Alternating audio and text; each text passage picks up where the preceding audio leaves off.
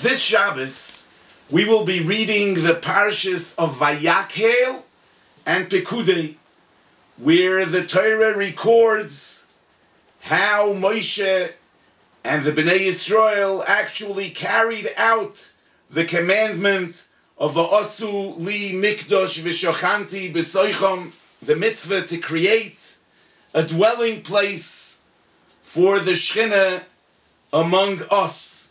The parsha begins with Vayakehel Moshe es kol adas b'nei Yisrael vayomer aleihem eile hadvorim asher tzivo Hashem la'asos oisom.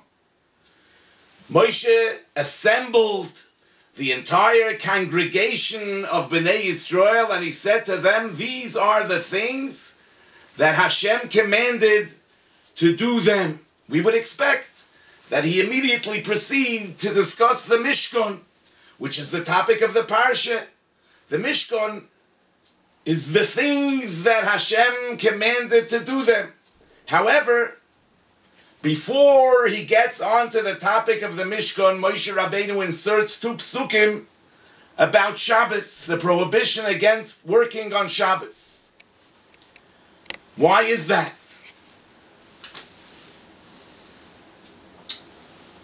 How does the prohibition against doing work on Shabbos connect with the creation of the Mishkan?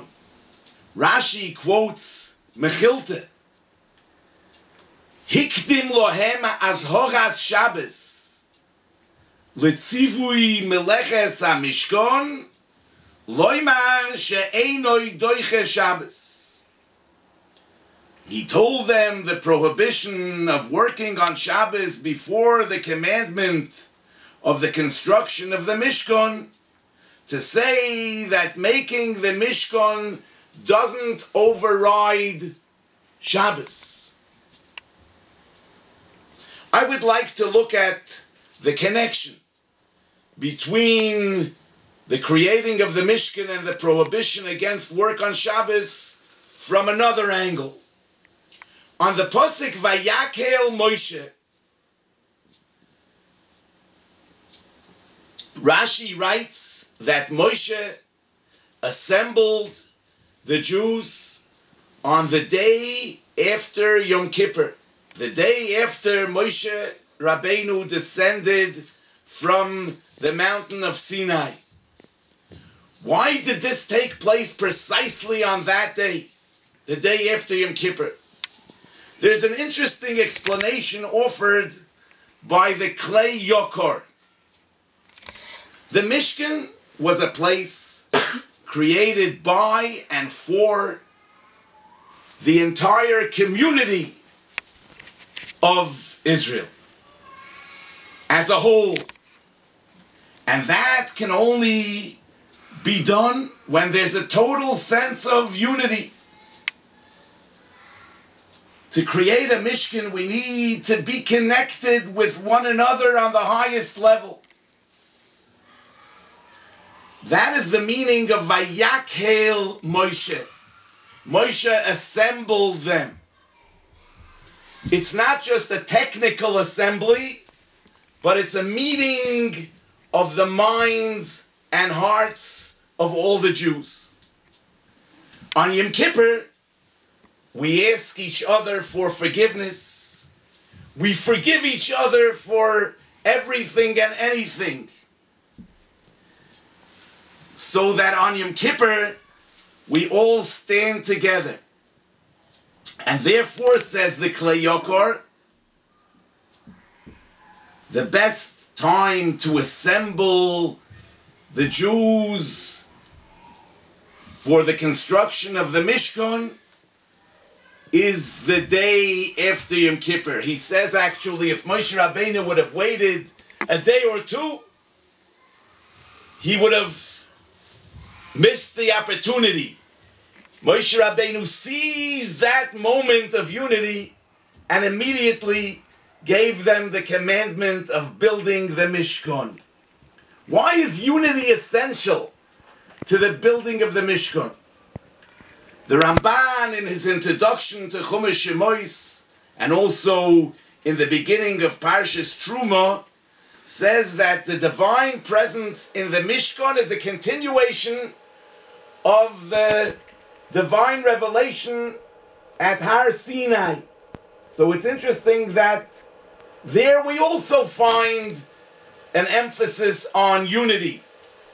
The Pasuk says, Vayovoyu midbar Sinai, Vayachanu bamidbar, Vayichan shom Yisrael neged ahor. They arrived at the wilderness of Sinai and they encamped in the wilderness, and Yisrael encamped there opposite the mountain.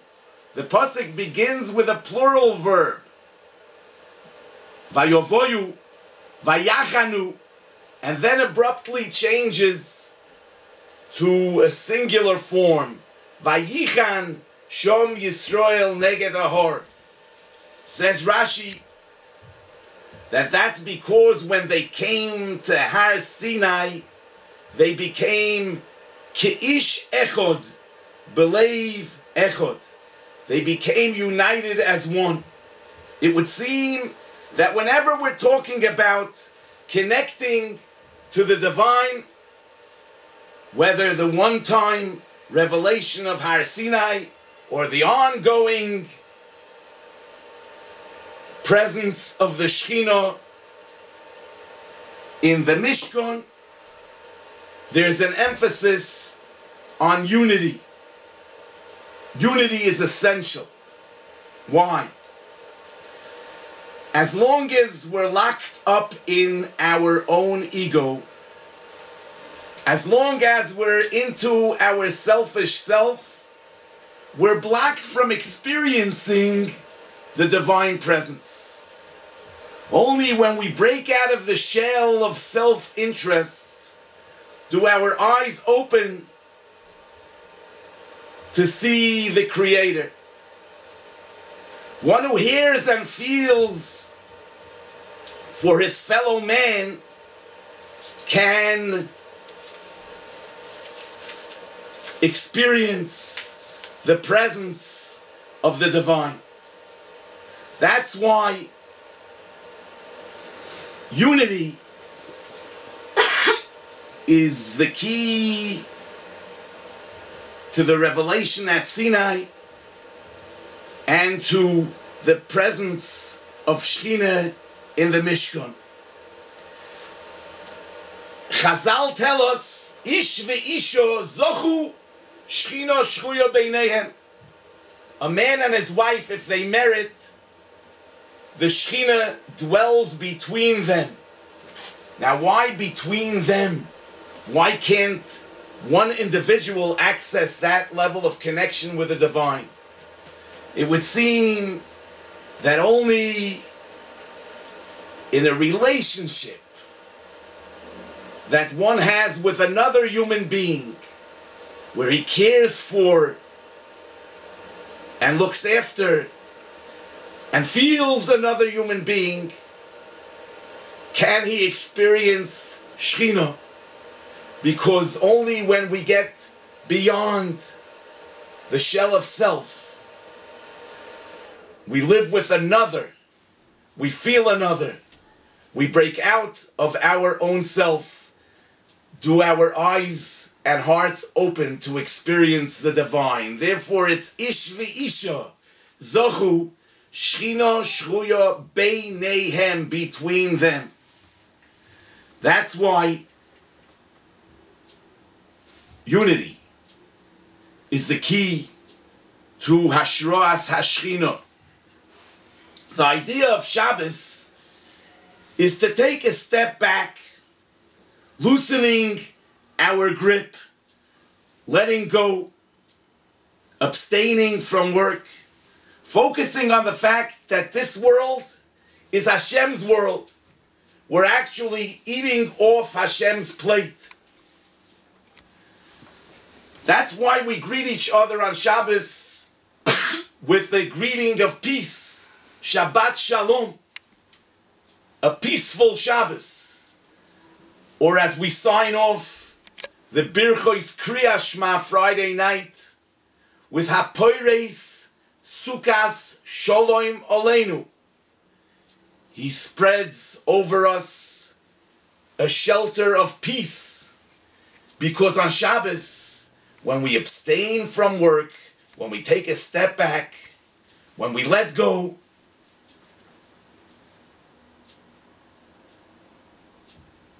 we can see the Creator.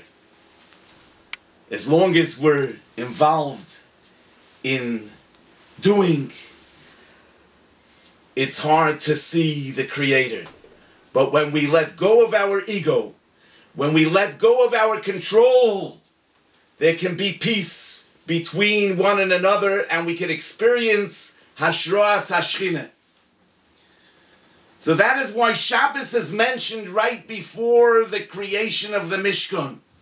Because only by letting go of our ego can we create a dwelling place for the Shechina. As the Pasuk says, Elokim nitzov ba'adas keil. Hashem is present in the godly congregation. The individual can't access Hashem. It's only in the congregation, when we reach out for each other, when we feel each other, we hear each other, we see each other, then we can see the divine. Chazal tell us, Gedoy lo hachnosas orchim ka'akbolas pnei hashchina. Taking guests into our home is compared to experiencing the divine presence, because by opening up our home, opening up our hearts to another human being, we're exposing ourselves to what's beyond us. That's the key to experiencing Shechina. We know that tefillah, prayer, was instituted instead of korbanos, instead of the sacrifices that we brought in the Beis HaMikdash. It's brought down that the Arizal, before he began davening every day, would say, Hareini mikabel olai mitzvahs asei shel ve'ohavto l'reyacho kamoicha. He would say, I take upon myself the commandment of loving my fellow man as myself. What's the connection between loving another person with tefillah, with prayer?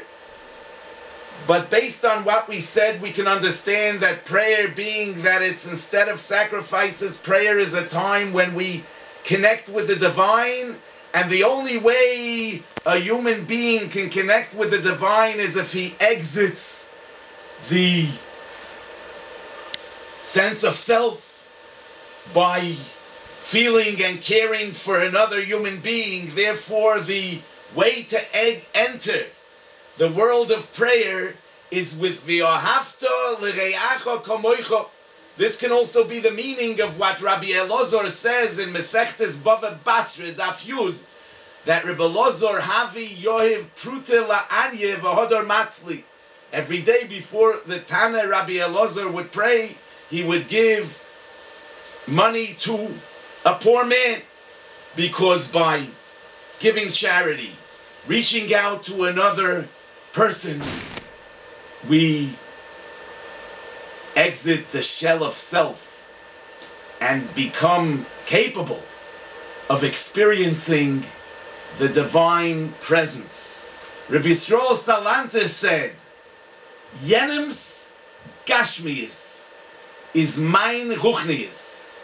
My fellow man's material concerns, to me, has spiritual meaning. So when we read these parshas about the creation of the Mishkan, which we don't have today, let us focus on what we can do in order to bring the divine into our life. A guten Shabbos.